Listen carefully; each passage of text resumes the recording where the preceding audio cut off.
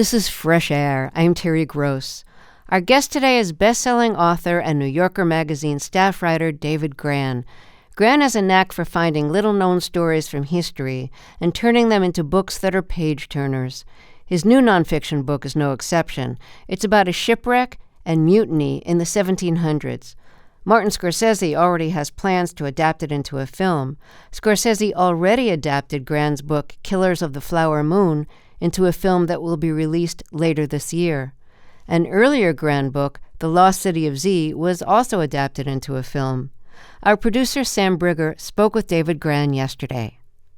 At the bottom of the world, below the tip of South America, the Atlantic and Pacific Oceans converge to form one of the most dangerous places to find yourself in a boat, the Drake Passage. In the mid-18th century, a squadron of British warships made the journey through the passage in the worst weather imaginable, suffering terrible damage to their ships.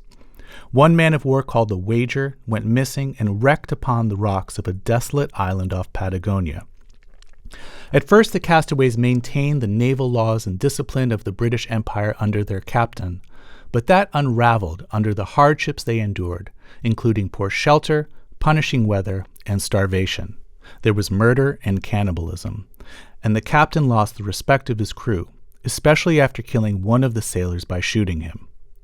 Eventually, the majority of the men mutinied and sailed away on a makeshift craft, leaving behind their captain and a small band loyal to him. They sailed nearly 3,000 miles to rescue in Brazil, but only 29 of the 81 survived the journey. Miraculously, the captain survived as well. The leaders of the mutineers and the captain were reunited in England at a court-martial hearing to decide whether they were guilty of the crimes of mutiny and murder. David Grann writes about this harrowing journey in his new book, The Wager, a tale of shipwreck, mutiny, and murder.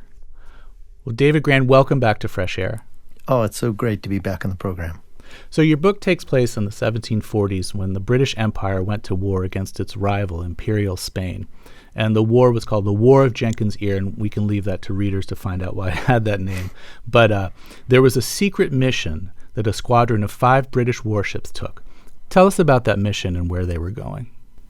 Yeah, so they were given a secret mission to try to intercept and capture a Spanish galleon filled with so much treasure, it was known as the prize of all the oceans.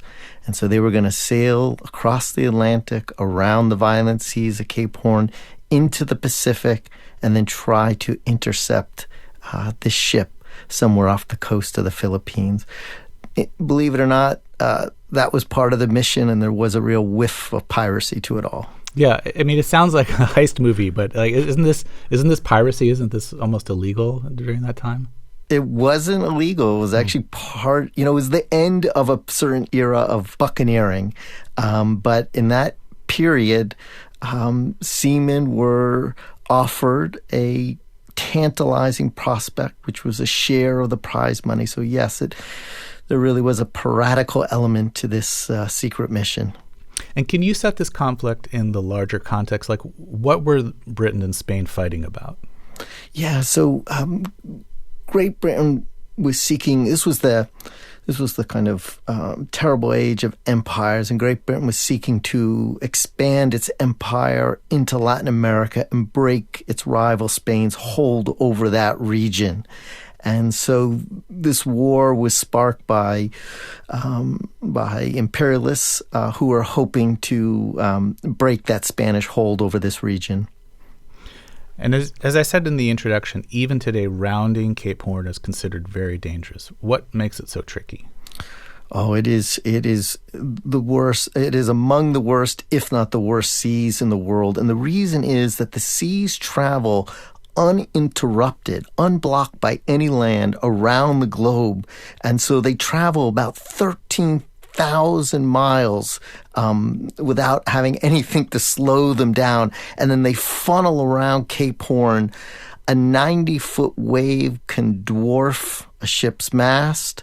The currents are the strongest on Earth. And then there are the winds, which can accelerate to as much as 200 miles per hour. Herman Melville, who later made the trek around the Horn, compared it to a descent into hell in Dante's Inferno.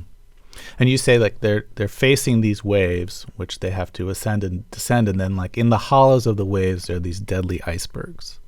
Yes, there you have to navigate through a typhoon, or what they referred to as the perfect hurricane. There are tidal waves. And, these ships, which were the engineering marvels of their day, because they were very sophisticated in so many ways. They were these murderous instruments, but also the homes to hundreds of sailors who lived together. But they were also very vulnerable because they were made of very perishable materials, virtually all of wood. We'll get to that in a second. But one of the things I found fascinating was that this is before the Panama Canal, obviously, but the Spanish would prefer to just cross Panama rather than sail around the Cape. That is how terrifying Cape Horn was to seamen, that the Spanish decided that for their trade, they would take their cargo ship, sail to Panama, and then haul the goods across the jungle, suffering malaria and yellow fever, and then load the goods on the other side of Panama onto ships into the Pacific. So that was just a testament to how terrifying these seas really were. Let's talk a little bit about these ships. You call them buoyant wooden castles. The flagship of this mission was the Centurion. Can you describe it for us? Yeah. So again, these ships really were these kind of engineering marvels. They were more than 120 feet long. They had 3 masts. They were propelled by sails. They could fly as many as 12 to 18 sails, depending on the size of the warship at a time. But again, they were also very susceptible to the elements of sea and storm because they were made of wood. One of the facts that astonished me when researching this book was that about 4,000 trees could be used to build one of these warships. And I even found accounts of people complaining about a kind of deforestation at the time.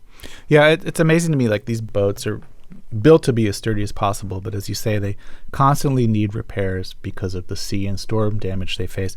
But there's also these insects and fungus that's destroying their structural integrity. And there are worms that burrow holes in them. There are termites. Then there are the rats which gnaw through food and sails. If a ship is not remade after every long voyage, it can just sink. And so even as sophisticated as these ships were, a shipwright at the time estimated their lifespan was only about a dozen years, and that is assuming they are being almost virtually remade, the hulls and the planks after every long voyage. Yeah. Now the Wager, the ship that you focus on, was not built as a man of war. It was actually a merchant ship that was purchased by the Navy and refurbished for battle. You say it was tubby and unwieldy. Yeah, it was a little bit like the ugly duckling of the squadron because it had not been born for battle. It had been one of these merchant ships that had been remade into a warship to serve in the war.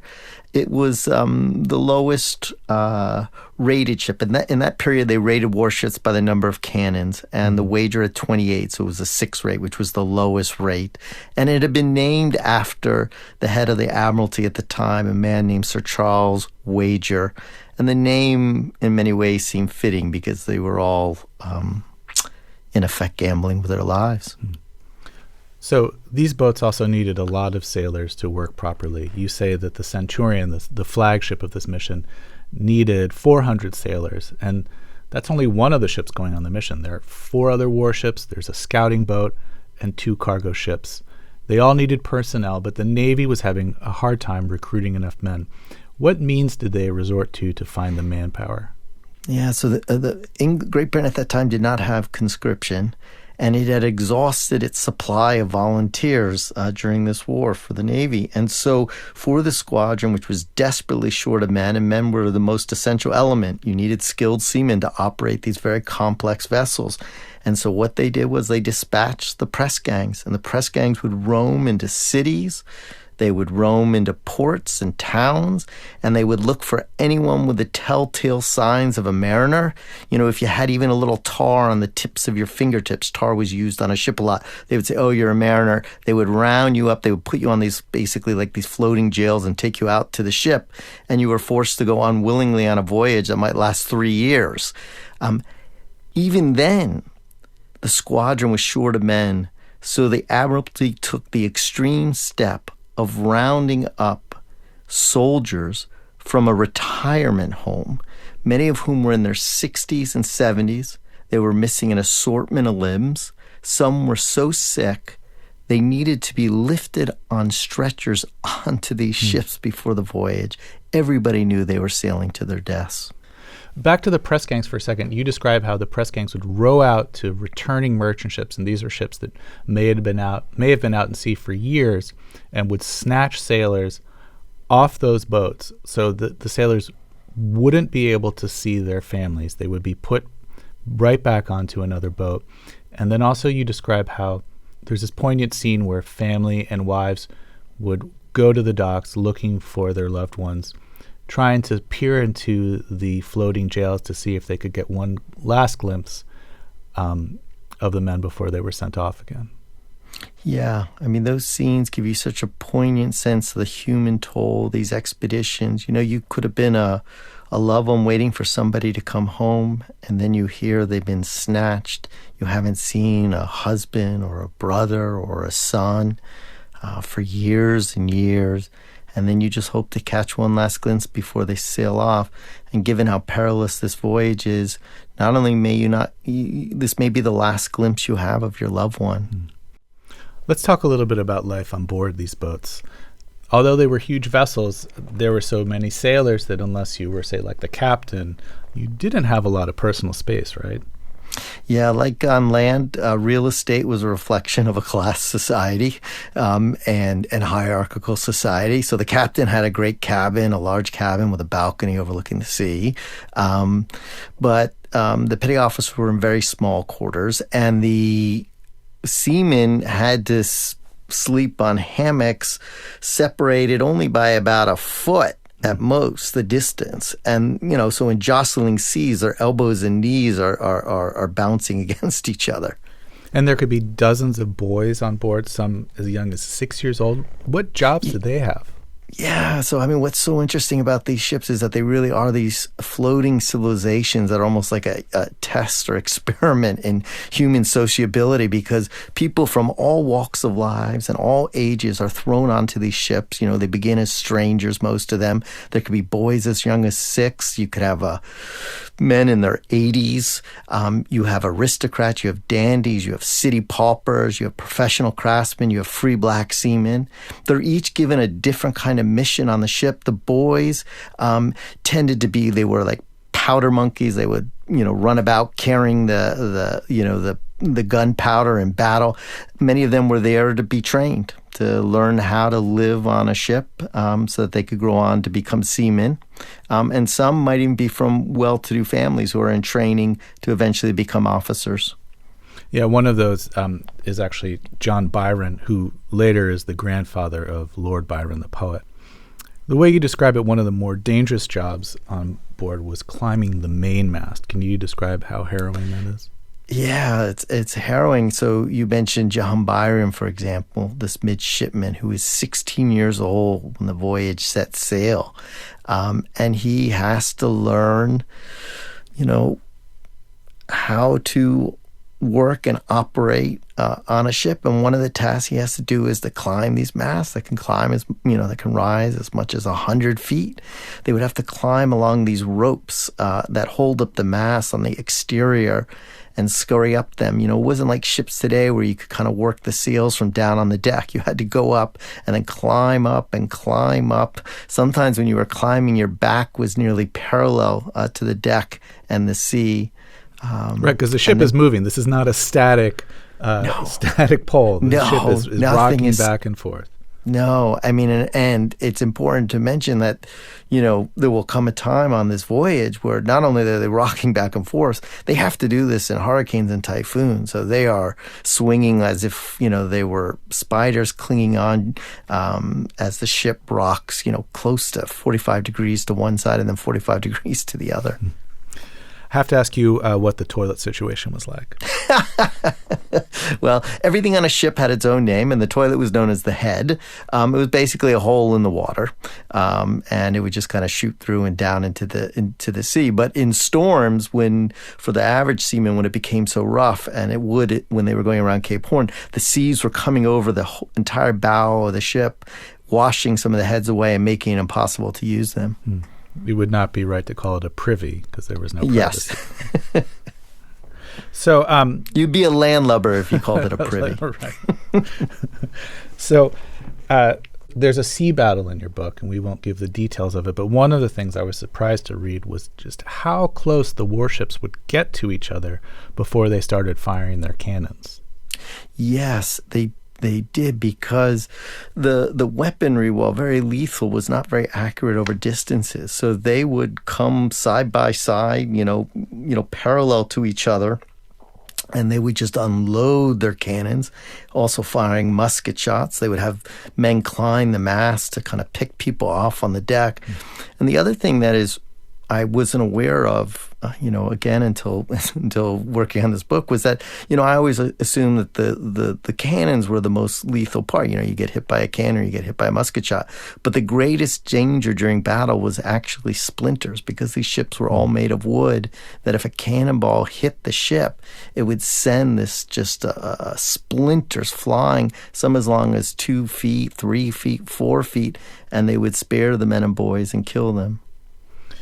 When people didn't die immediately, they were sent to the surgeon, who would set up a table somewhere inside the ship. And obviously there wasn't a lot that could be done, but one of the things they did a lot was amputate limbs.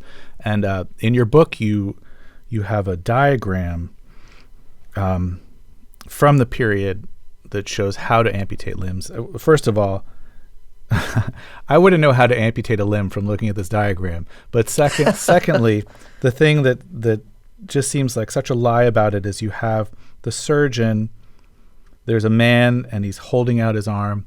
There's 3 men around him, like holding him upright. But everyone looks so calm. Like, this is like, here's my arm, like, chop it off. Like, clearly that was not the situation. Yeah, well, clearly you're in battle. You have to, these surgeries were done during battle. And in fact, Midshipman Byron had a very small quarters for the midshipmen. That would be turned into the operating room during battle. And they would lay the men, usually on a couple sea chests put together. They would lay a sail on the ground so that the surgeon wouldn't slip on blood.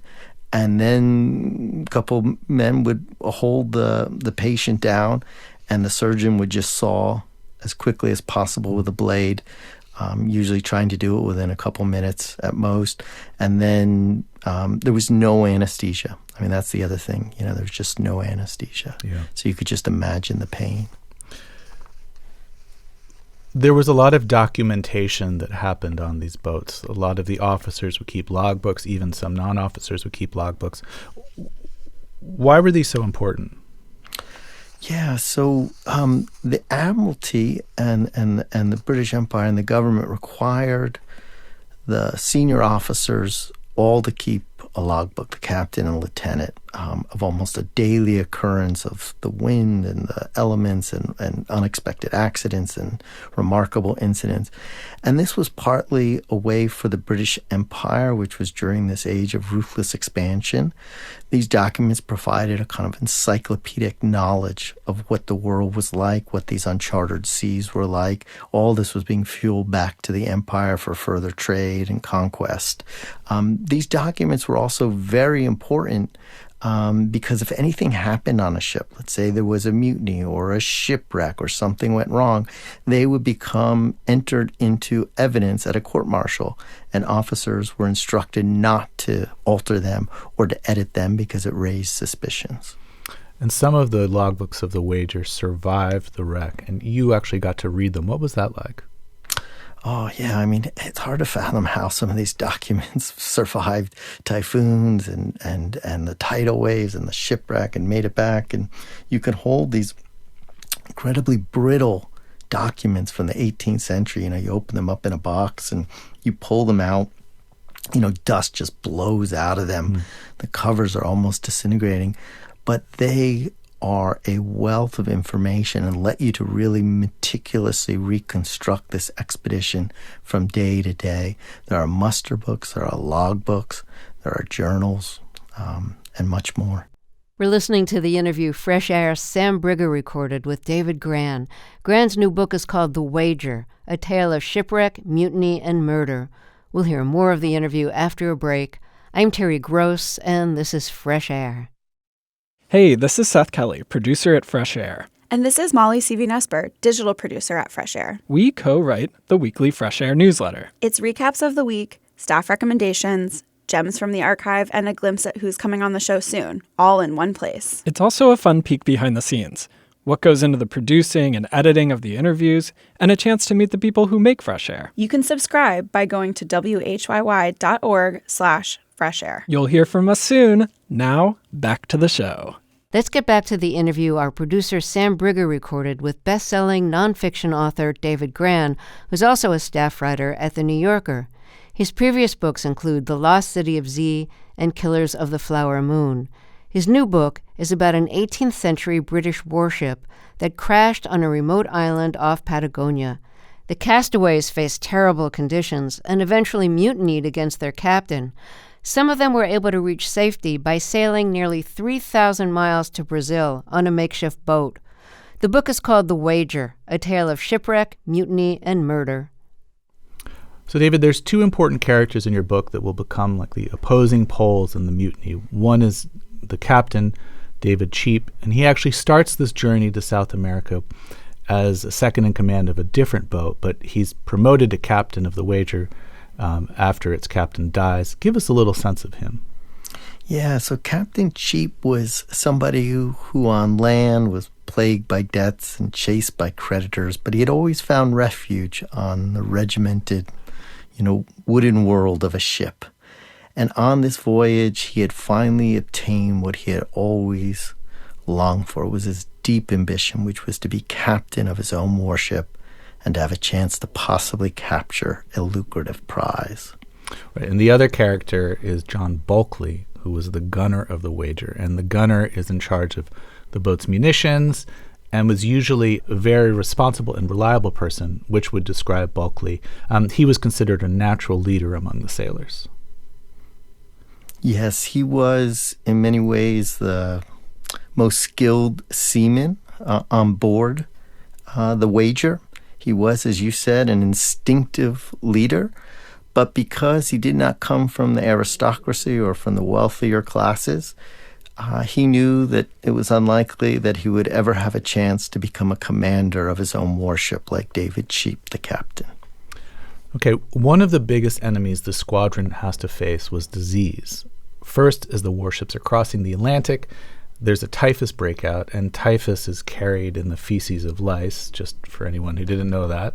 And then as the boats are beginning the most difficult part of their journey around Cape Horn, they are struck with a second disease, scurvy.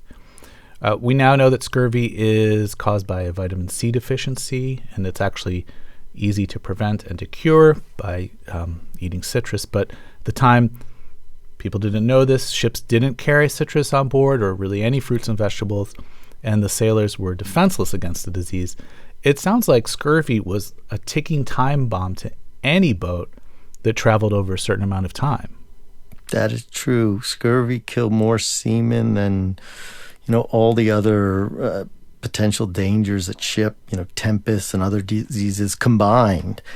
And as the squadron and the Wager were sailing around Cape Horn at a point when the ships are just being bandied about like these rowboats in these gigantic seas, and they need every person to persevere, they begin to suffer from scurvy.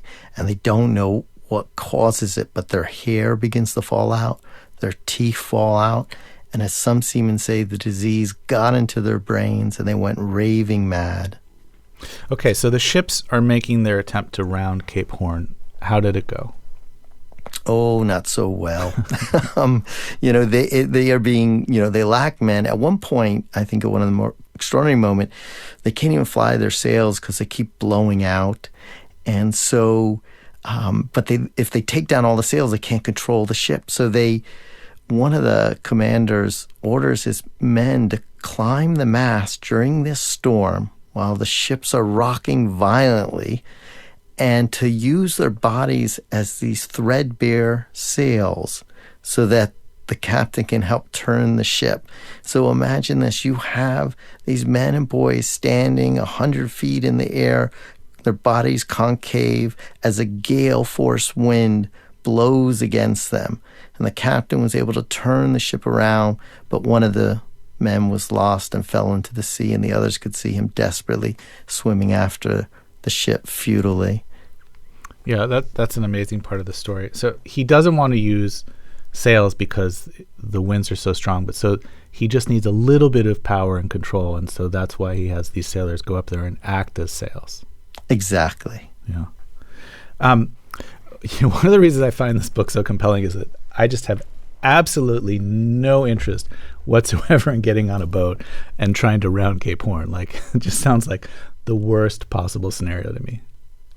It is, there's a very few people join that elite club of Cape Horners who want to go around the Horn and ever come back. There's, if anyone reads Melville, he has amazing descriptions of Cape Horn, and he basically says heaven help the family members if one of their loved ones is going around the Horn. What about you? Are you adventurous, or do you like to find your adventure in pages of books and documents? Well, I am the least likely adventurer possible in so many ways. I'm half blind. I'm older, I'm bald, I get lost on a subway even on my way to work. And I spend most of my time in archives researching these stories. As I did for The Wager, I spent the first 2 years just combing archives, reading these journals and books with a magnifying glass. These places are very suited for my paltry physical attributes. But then there usually comes a time whenever I research these books or stories where some doubt gnaws at me, some part of the story I don't fully feel like I understand, and I get propelled on some mad expedition, to try to better understand what happened. And so in the case of The Wager, I eventually organized my own little expedition to try to get to Wager Island. You don't round Cape Horn, right? I do not round Cape Horn, and I hope I never do. It was rough enough as it was. Fair enough. All right, well, let's take another short break here. If you're just joining us, we're speaking with author David Grann. His newest book is The Wager, a tale of shipwreck, mutiny, and murder. We'll be back after a short break. This is Fresh Air. If you're just joining us, we're speaking with David Grann, the best-selling author of the nonfiction books The Lost City of Z and Killers of the Flower Moon. His newest book is The Wager. It's about a shipwreck of a British warship off the remote west coast of Patagonia in the 18th century and the ordeal of its survivors. Okay, let's get back to The Wager. First of all, just how long does it take to round Cape Horn? Well, they are struggling to get around it for months because every time they think they get around it, they don't, and the ships are breaking apart. Some of the ships end up turning back. So it takes weeks and weeks and weeks as they attempt to get around the Horn. But they do succeed finally. But the boat is in terrible shape. They're no longer with the rest of the squadron. I think the squadron believes that The Wager has sunk. Most of the crew, including the captain, has scurvy. They can't do their jobs at all or very well, and the ship wrecks. Some of the crew believe, and this will be a factor in the mutiny, that it's the captain's fault, that Captain Cheap was so single-minded on his mission that he didn't really seem to pay attention, that the boat had drifted into shallow waters. So the boat starts getting ripped apart by rocks and bringing on water. Fortunately, it gets wedged between some rocks, and so it doesn't completely sink, and that gives the sailors an opportunity to get in their small transport boats and row to this desolate island. And this is not the most hospitable island for castaways, is it? No. The captain, determinedly, gets around the Horn and is trying to sail the ship up the coast of Patagonia in Chile, hoping to eventually rendezvous with the rest of the squadron. But in those days, seamen didn't really know exactly where they were on the map because they could not determine their longitude. Longitude required a reliable clock, which had not yet been invented. And so Cheap, in his navigator's estimation of their longitude, turns out to be not only wrong, but wrong by hundreds of miles. And they suddenly smash into this rock, and an anchor falls through the floor of the ship. The rudder shatters, and then the ship is just careening through this minefield until it does become wedged between these rocks and begins to completely rip apart. Water surges under the bottom into the ship. Rats are scurrying upward. Those who were suffering from scurvy, who could not get out of their hammocks, drowned. But in the distance, some of the survivors see this through the mist, this desolate island, and they think, okay, maybe this will be our salvation. And they get there on one of these transport boats, about nearly 150 of them. And instead, the island turns out to be the beginning of their hell. It is cold and windy. It's constantly raining and sleeting. And worst of all, they can find virtually no food. One British officer compared the island to a place where the soul of man dies in him. Right. They were starving. They were cold. They had to scrape seaweed off of rocks to eat. They have a few supplies left from the boat. But the captain takes those and puts them in a tent and rations them out to make them last. But the castaways are on the road to starvation. And one of the most remarkable moments during the castaways' time on the island is that they're visited by this group of indigenous people called the Kaweskar, who come to their island by canoe. And, the land that the British are on, that seems so barren and punishing to them. But the Kaweskar have perfectly adapted to their environment. Can you describe them to us?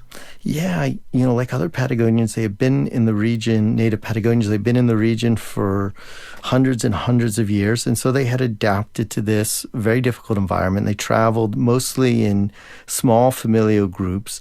They lived almost exclusively off marine resources, and they traveled and spent much of their times in canoes. They were known as the nomads of the sea. They had learned how to stay warm. They would keep a fire going at all times, even in their canoes. And most critically, they knew the landscape and the terrain, so they knew where to find hidden shoals filled with fish or other, sea urchins that could be eaten, or mussels or whatnot. So they knew how to survive. And so when they arrive, they offer the castaways a potential lifeline. Right, which unfortunately the castaways, they cut their own lifeline. The castaways cut their own lifeline. Many of them are blinkered by, racism, this idea that somehow their civilization is superior to others. And they are also spiraling into violence and chaos. At a certain point, the Kaweskar basically just say, we're out of here. And they disappear. And after that moment, the castaways descend only further into a Hobbesian state of depravity. And a few of the men even succumb to cannibalism. Okay, so Captain Cheap is trying to maintain naval law on the island, but the system starts to break down. Some men start stealing food. When they're caught, they're punished with 600 lashes. The captain shoots a man, a midshipman, in the cheek. This man, Henry Cousins, had been accused of dereliction of duty. He eventually dies from his wounds, and the crew believes that Cheap wasn't justified in his actions. And the men's loyalty to Cheap erodes, and the sailors start looking for leadership from the gunner, John Bulkley. Yes, they increasingly gravitate towards Bulkley, that instinctive leader who uses such populist expressions that still resonate with us today. He would use phrases to stir the seamen, calling for them for life and liberty, while Cheap invokes such principles as duty and honor and patriotism to try to keep the men loyal to him and to the mission. We can't get into the details of the mutiny, but they finally decide to go that path. And it's so interesting to me, like, how long it takes them to get there. Like, there's all these deliberations. There's a lot of diplomacy back and forth between the factions. Like, it seems that mutiny was a really hard line for these men to cross despite all that had happened to them. Yes, a full-blown mutiny, they knew, was risky. and a real breach of naval order. And if it was a full-blown mutiny like the kind some were contemplating, the punishment could be, or likely would be, being hanged if they ever made it back to England. So even when they are planning it, they are holding these debates. And what's amazing is that even on this desolate, remote island, the castaways are conscious of the Admiralty, thousands of miles away, all the way in England, bearing down on them. So they are thinking about the rules, what rules they can break. They are writing up documents and trying to create a written record contemporaneously that can justify their uprising, a written record that would withstand the attrition of a public trial. Yeah, it's amazing. They have these little scraps of paper, and they're having all the mutineers sign them, especially the second in command. So it seems like that they were justified in their actions. And then Bulkeley just takes all these pieces of paper with him on their journey. That is correct.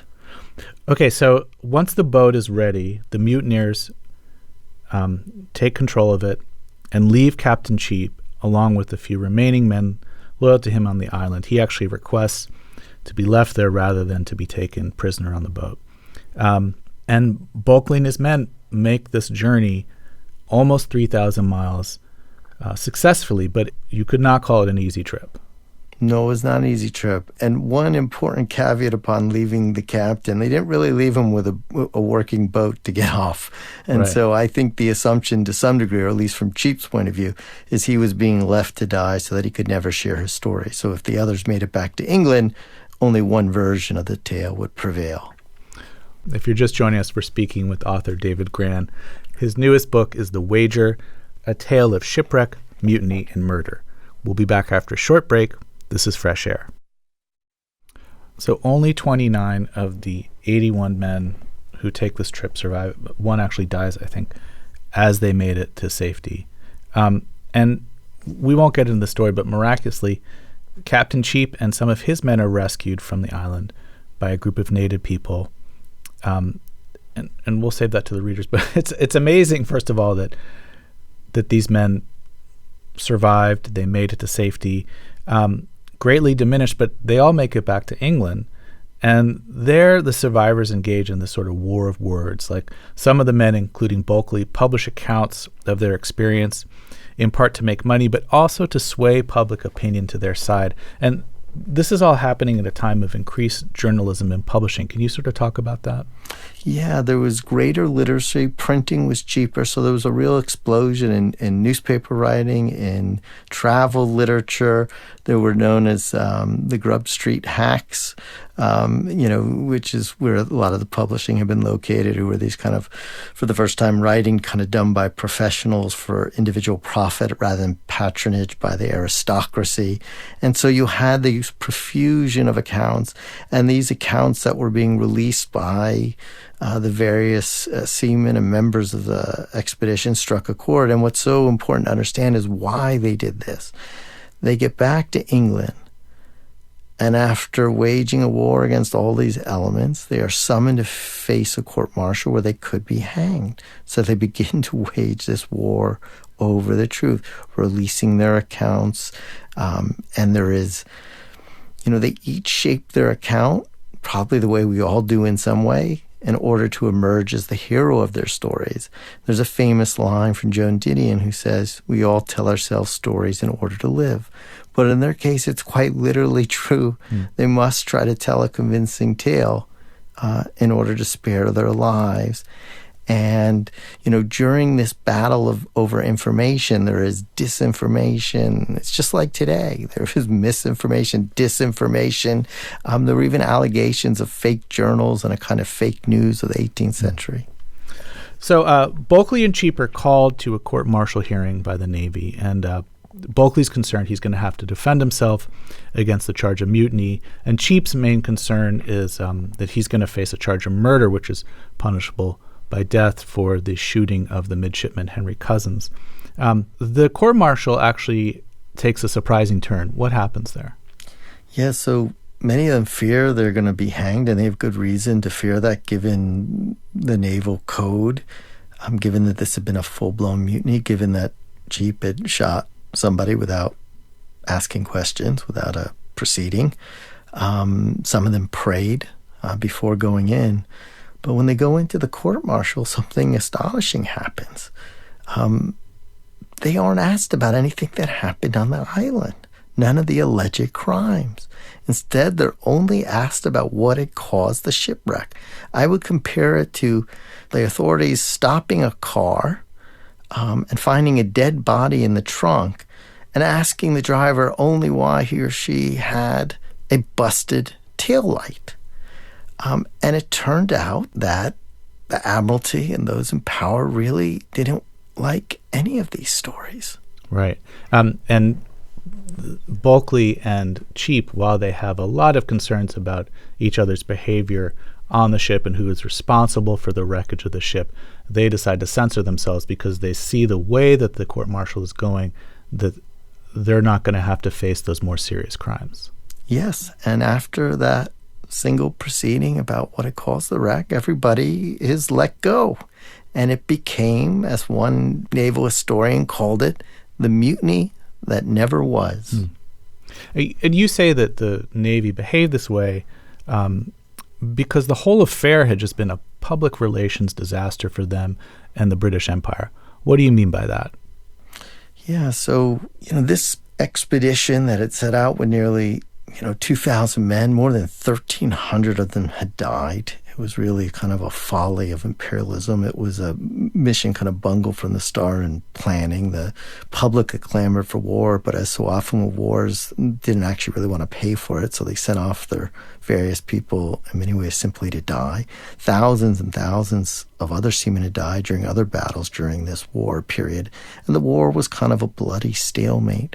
And the Wager disaster was a reminder of that, but even more profoundly, it undercut that central claim that the British Empire always asserted to justify its ruthless expansion and conquering of other peoples, that its civilization was somehow superior to others. But here, when these castaways were on the island, these British officers and crew, the supposed apostles of Western civilization, they had descended into this Hobbesian state of depravity. They had behaved, less like gentlemen and more like brutes. And so none of the stories that these seamen were telling, in their own, the seamen were all battling over their stories, trying to prevail. But the British Navy and Empire was looking at these stories saying, I don't know if we like any of these stories. Right. So how did you first come across this story? One of my interests was always in mutinies. I was always fascinated by mutinies. I think like a lot of people, because what makes mutiny so interesting is they occur in a military organization that is, by its very nature, designed by the state as an instrument of order, to enforce order. And so what causes these men or women or members of this unit to suddenly rebel? Are they these extreme outlaws? Or is there something justified in their actions because there is something, rotten within the system, or what is taking place? And so I was doing research on mutinies when I came across the account of John Byron, the midshipman, from the Wager. And what was so interesting is his account was written in this stilted old prose, this archaic prose from the 18th century. The F's were S's. But as I was reading it, I was just held spellbound by these descriptions of, mutiny and scurvy and shipwreck and then violence on the island and murder and cannibalism. I was like, oh my God, this account holds the clues to really one of the more extraordinary sagas. And then, of course, as I looked more into it, I began to see all these other accounts and this war over the history that was taking place, the war over the truth. And there was also, just like today, this great battle over who would get to tell the history, an effort by those in power to cover up the sinful chapters of a nation's past. And so I would come home from the archives and flip on the TV or read the newspaper, and I would be reading in our own society about these wars over the truth and disinformation and fake news and who would get to tell history and what books were being banned. And I thought, this crazy, weird story is like a parable for our own turbulent times. Well, David Grann, thanks so much for coming back on Fresh Air. It was my pleasure. Thank you so much, Sam. David Grann spoke with our producer, Sam Brigger. Grann's new book is called The Wager, a tale of shipwreck, mutiny, and murder. Our interviews and reviews are produced and edited by Amy Salet, Phyllis Myers, Sam Brigger, Lauren Krenzel, Heidi Saman, Teresa Madden, Anne-Marie Baldonado, Thea Challoner, Seth Kelly, and Susan Yakundi. I'm Terry Gross.